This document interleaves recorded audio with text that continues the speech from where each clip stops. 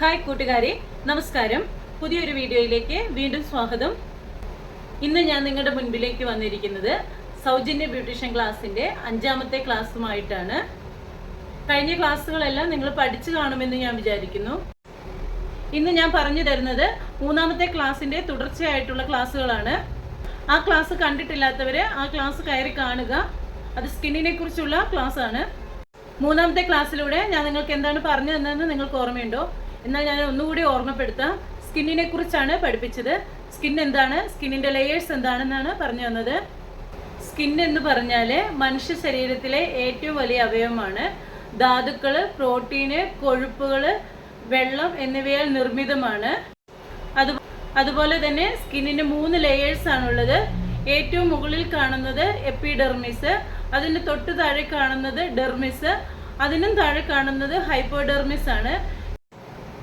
എപ്പിഡെർമിസിൻ്റെ ഗുണങ്ങൾ skin tone മനസ്സിലാക്കാൻ കഴിയും. അതുപോലെ തന്നെ പ്രൊട്ടക്റ്റീവ് ലെയറും കൂടിയാണ്. ഡെർമിസിൽ ഒരു കൂട്ടം കണക്റ്റീവ് ടിഷ്യൂസ് ആണുള്ളത്. അതുപോലെ തന്നെ ഹെയർ ഫോളിക്കിള്, സെറ്റ് ഗ്ലാൻഡ് ഇതെല്ലാം ഡെർമിസിലാണ് ഉൽപ്പാദിപ്പിക്കുന്നത്. ഹൈപ്പോഡെർമിസിൽ ഫാറ്റ് കൂടുതലാണ്. അതിനകത്തും ഒരു കൂട്ടം കോശങ്ങൾ കാണപ്പെടുന്നു. ഫാറ്റ് കൂടുതലായതുകൊണ്ട് തന്നെ നമ്മുടെ ശരീരത്തിൻ്റെ താപനില നിയന്ത്രിക്കാനുള്ള ഊർജ്ജം നൽകുന്നത് ഹൈപ്പോഡെർമിസിൽ നിന്നാണ്. ഇത്രയും കാര്യങ്ങളാണ് സ്കിന്നിൻ്റെ ഉള്ളടക്കമായിട്ട് വരുന്നത്. ബാക്കിയുള്ള കാര്യങ്ങൾ നിങ്ങൾ കഴിഞ്ഞ ക്ലാസ്സിൽ കയറി കാണുക. 3ാമത്തെ ക്ലാസ്സാണ് സ്കിന്നിൻ്റെ ക്ലാസ്. ഇപ്പോൾ നിങ്ങൾ സ്കിന്നും സ്കിൻ ലെയർ എന്താണെന്ന് മനസ്സിലാക്കിയെന്ന് കരുതുന്നു. അടുത്തത് സ്കിൻ ടൈപ്പ് എന്താണെന്നാണ് മനസ്സിലാക്കേണ്ടത്.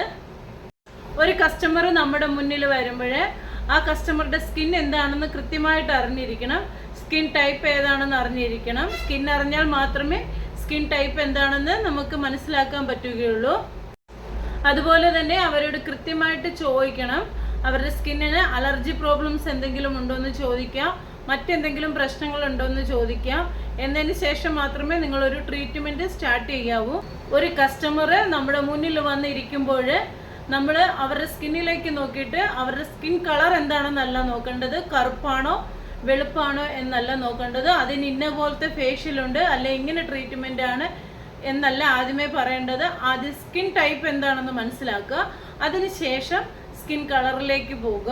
സ്കിൻ ടൈപ്പ് എന്താണെന്ന് പറഞ്ഞുതരാം.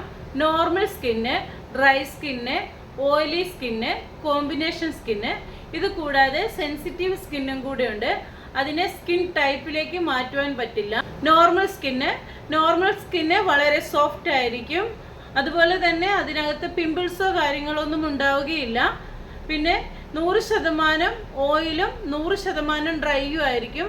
രണ്ടും ബാലൻസ്ഡ് ആയിരിക്കും. വെൽ ബാലൻസ്ഡ് ആയിട്ടുള്ള ഒരു സ്കിന്നാണ് നോർമൽ സ്കിന്ന്. ഡ്രൈ സ്കിന്നിൽ ഓയിൽ പ്രൊഡക്ഷൻ വളരെ കുറവായിരിക്കും. നോർമൽ സ്കിന്നിനെ അപേക്ഷിച്ച് ഡ്രൈ സ്കിന്നിന് ഓയിൽ പ്രൊഡക്ഷൻ വളരെ കുറവായിരിക്കും.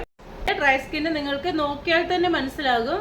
നമ്മുടെ സ്കിൻ ടോണ്, അതായത് ലുക്ക് നോക്കുമ്പോൾ സ്കിന്ന് ഡൾ ആയിരിക്കും. അതുപോലെ തന്നെ ഒരു റഫ്നെസ് ഫീൽ ചെയ്യും. വളരെ ടൈറ്റ് ആയിരിക്കും. ഡ്രൈ സ്കിന്നുള്ളവർ നന്നായിട്ട് വെള്ളം കുടിക്കുക. അതുപോലെ തന്നെ മോയ്സ്ചറൈസർ യൂസ് ചെയ്യുക. മോയ്സ്ചറൈസർ യൂസ് ചെയ്യുമ്പോൾ ഒരു ക്രീമി ടൈപ്പിലുള്ള മോയ്സ്ചറൈസർ വേണം യൂസ് ചെയ്യാൻ. ഒരു ലിക്വിഡ് ഫോമിൽ ഇരിക്കുന്ന മോയ്സ്ചറൈസർ വേണം എപ്പോഴും യൂസ് ചെയ്യുവാനായിട്ട്. ഓയിലി സ്കിന്ന്, അതുപോലെ തന്നെ നിങ്ങൾക്ക് ഓയിലി സ്കിന്ന് നോക്കിയാലും പെട്ടെന്ന് തന്നെ മനസ്സിലാവും. ഞാൻ പറഞ്ഞിരുന്നു നമ്മുടെ ശരീരത്തിൽ ഒരു ഓയിൽ പ്രൊഡക്ഷൻ ഉണ്ടെന്ന്. അത് സെബത്തിൻ്റെ അളവ് വളരെ കൂടുതലായി വരുമ്പോഴാണ് ഓയിലി സ്കിന്നായി മാറുന്നത്. ഓയിലി സ്കിന്നുള്ളവരെ നമുക്ക് പെട്ടെന്ന് തന്നെ കണ്ടാൽ മനസ്സിലാകും. സ്കിന്നിൻ്റെ ലുക്ക് വളരെ ഡള്ളായിരിക്കും. അതുപോലെ തന്നെ പിമ്പിൾസ് ധാരാളമായിട്ട് ഉണ്ടാകാറുണ്ട്. പിന്നെ ഓയിലി ആയിരിക്കുന്ന അവസ്ഥ എന്ന് പറഞ്ഞാൽ ജനറ്റിക് ആയിട്ട് തന്നെ ഓയിലി ആയിരിക്കാറുണ്ട്. അതുപോലെ തന്നെ കെമിക്കൽ അടങ്ങിയിട്ടുള്ള ഫെയർനെസ് ക്രീം ഉപയോഗിച്ച് കഴിഞ്ഞാലും സ്കിൻ ടോണ് ഓയിലി ആകാറുണ്ട്. ഓയിലി സ്കിന്നുള്ളവർ വളരെയധികം ശ്രദ്ധിക്കുക. ഓയിൽ കൂടുതലായിട്ട് അടങ്ങിയിട്ടുള്ള ഫുഡ് കഴിക്കരുത്. അതുപോലെ തന്നെ ഫാറ്റ് കൂടുതലായിട്ടുള്ള ഫുഡും കഴിക്കാൻ പാടില്ല. ഓയിലി സ്കിന്നുള്ളവർ ജെൽ ബേസ്ഡ് ആയിട്ടുള്ള പ്രൊഡക്റ്റ് യൂസ് ചെയ്യണം.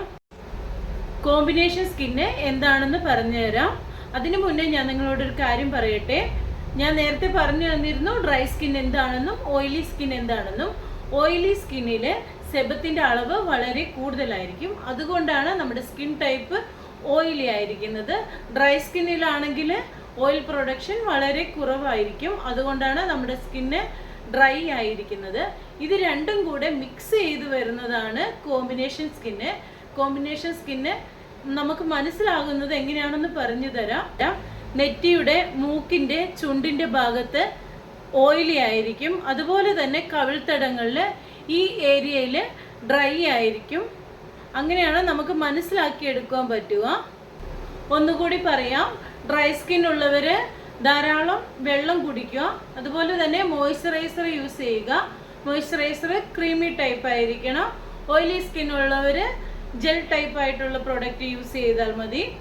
അതുപോലെ തന്നെ ഓയിലി പ്രൊഡക്റ്റ് ഒഴിവാക്കുക.